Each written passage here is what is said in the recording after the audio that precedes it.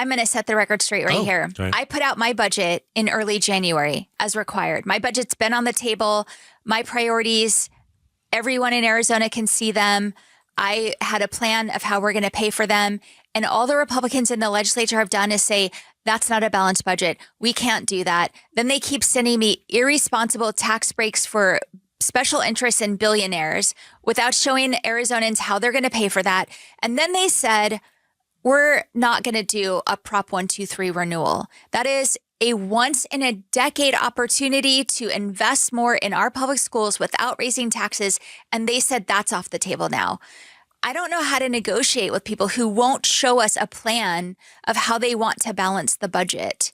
And then on Monday, Hobbs announced that she will veto all bills sent to her desk until Republican legislators, quote, show the people of Arizona their budget proposal and engage in serious negotiations. So joining us to respond and to tell us hopefully when negotiations will start, State Senate President Warren Petersen, thanks for joining us. Let's start with the governor's claim that Republican leadership, you, have not shown you a budget plan. Is that true? Yeah, well, good morning, Jim and LaDonna. Thanks for having me on the show. Sure. No, that's not true. What happened was we were negotiating with her. She wanted something. It was unrealistic. She basically wanted us to balance the budget off of a Prop 123, something that would have to pass later. We said that was irresponsible. And so she threw a temper tantrum and walked away from budget negotiations. So we took that last proposal that we had, and we took that to our caucus. We have 47 members. So we have to share this with and get everybody on the same page. We have pretty much a consensus, really close to being able to put that out. But unfortunately, I mean, this is really just, we're continuing to see this thread of a lack of leadership from the governor. Our message is we will always stay at the table with her. We'll always work with her at the table if she just stands up and walk. So I've been at the legislature 14 years. I've never seen a governor, first of all, throw a temper tantrum and just walk away from the budget negotiations.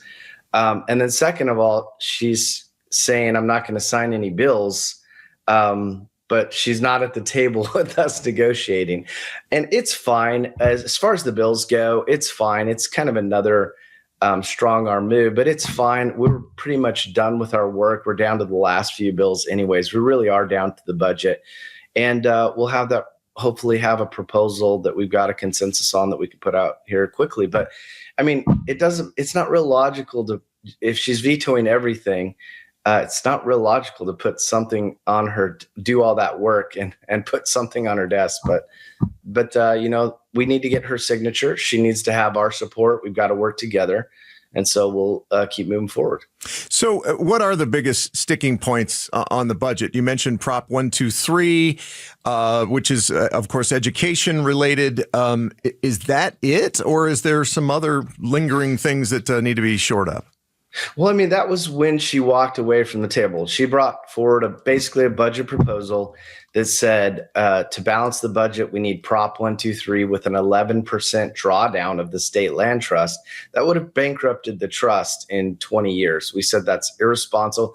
Furthermore, Prop 123 would not get voted on until November. That would be after we pass the budget. It's really irresponsible. I mean, it's just the word of the day. It's irresponsible to rely on something to pass. And last time, if you guys recall, 12 years ago, it barely passed. So we don't want to work off of that type of speculation. We want to focus on real money.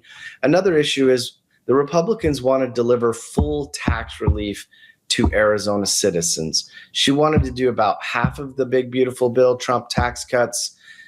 We wanted to do all of those tax cuts. So those two issues have been when she stood up and walked away. By the way, I should just mention real quick, state land trust, that is, it's in the Constitution.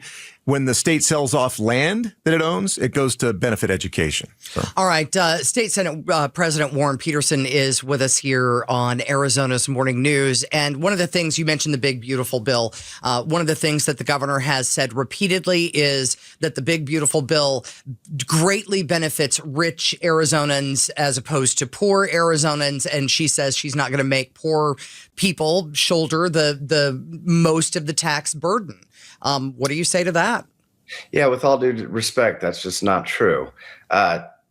Rich people are not waitresses. We're talking about tax on tips. We're talking about tax on car interest loans. We're talking about no overtime. These are not rich people.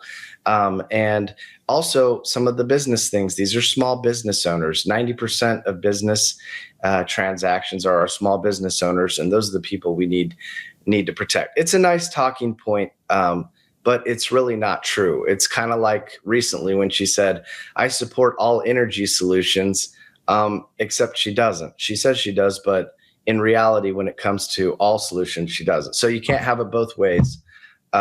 These tax cuts are for everybody. They benefit all of society. That's why we're seeing right now people are paying on average 11% less on their taxes. So can you give us a timetable when you think these negotiations are going to start, when the two sides will come together, and possibly when a budget's going to get hammered out? Or is it just too hard to predict at this point? Well, if it's just me, I could tell you, but there's 47 people that have to agree. So, when we get those 47 people all on the same page, like I said, I feel like we've had hours and hours and hours of meetings. And I feel like we're really close, but until you're there, you're not there until you're there. Really quickly, because I know we're running out of time. Today is tax day. Are all of us going to have to refile our taxes at some point this year because of this nonsense? I'm glad you asked me that. Absolutely not. So this is something the speaker and I have worked with both of our caucuses on. We've met with them, talked to them, and our caucuses have assured us, the members, again, 16 and 31, 47 legislators have said, we are not going to budge on this. And so the forms that are out there, that is full tax conformity. Those are all the tax cuts from the big, beautiful bill. People can file, and they are not going to have to amend, and they're not going to have to pay more, even though that's what the governor is saying is her plan. Our plan is you guys are going to get the full tax cuts, and we're not going to budge. So people can file with confidence. That is a hill that the Republican legislature will die on. We're not going to make people refile or pay more. I was hoping for some kind of an out, but I'm not seeing one right now. All right. I guess I got to file that extension. Thank you so much. Once again, Senate President Warren Petersen joining us here on Arizona's Morning News.